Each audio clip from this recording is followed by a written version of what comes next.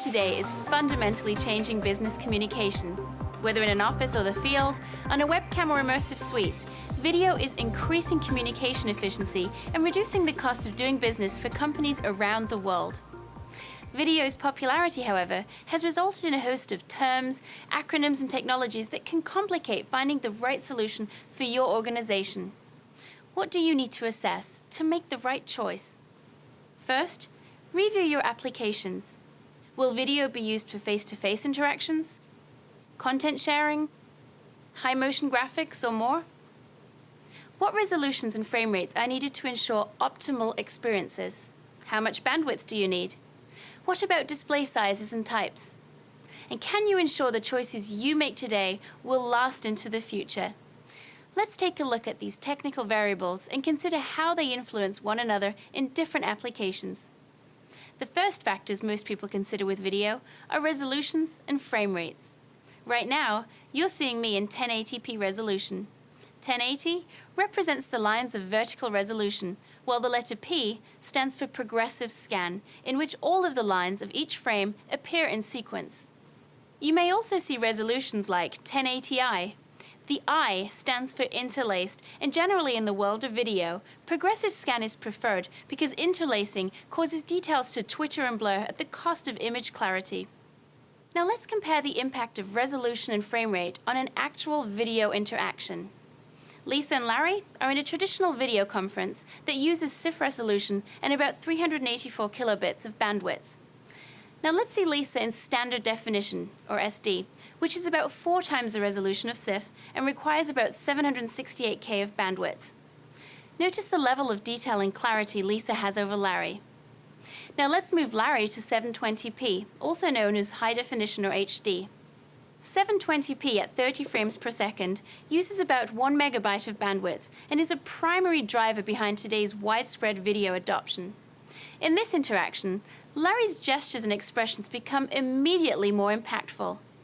Everything we've seen up to now has been shown at 30 frames per second, but now let's take Lisa to 720p and also double the rate to 60 frames per second. This mode uses about 1.5 meg of bandwidth and is the equivalent of high-definition broadcast TV.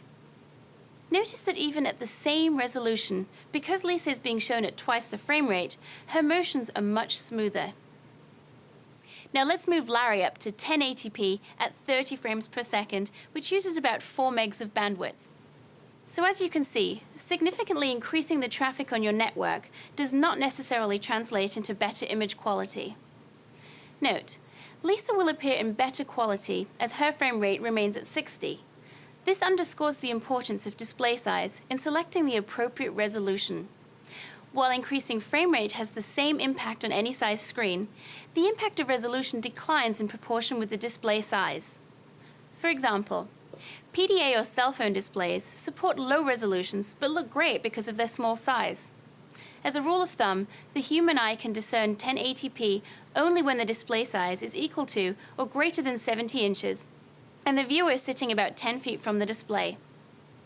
Not all video applications today involve face-to-face interaction. Now that Larry and Lisa appear to have made up, let's take a quick look at some applications illustrating the relative importance of resolution and frame rate. In this live musical performance, where motion smoothness and the ability to discern fine motor movements take priority, optimal viewing occurs at 720p resolution and 60 frames per second. Another example of where motion smoothness takes precedence over maximum resolution is in this clip, where a doctor is instructing a remote group of students in a new medical procedure using captured video as part of his lesson. In some cases, though, clarity and fine detail matter more than motion. These examples from healthcare highlight the importance of maximum 1080p resolution. It's essential for the remote physician to see fine detail, such as an enlarged blood vessel or changes to the cornea. And in this example, the remote consulting physician sees the diagnostic image in 1080p high definition, enabling an accurate diagnosis of a patient hundreds of miles away. The importance of detail also extends into commercial applications. In these two examples, 1080p enables remote quality inspection of 2 very different products: a printed circuit board intended for use in consumer electronics, and a garment being manufactured for the retail market. In the world of video, clearly, one size does not fit all. Balancing quality with cost-effectiveness by choosing the right combination of frame rate, resolution, and bandwidth for your environments and requirements is critical. Whether you're video enabling desktops, conference rooms, lecture halls, or immersive suites, we hope this video helps you make a more educated decision. For more information, we welcome you to contact your Polycom representative. Thank you for watching.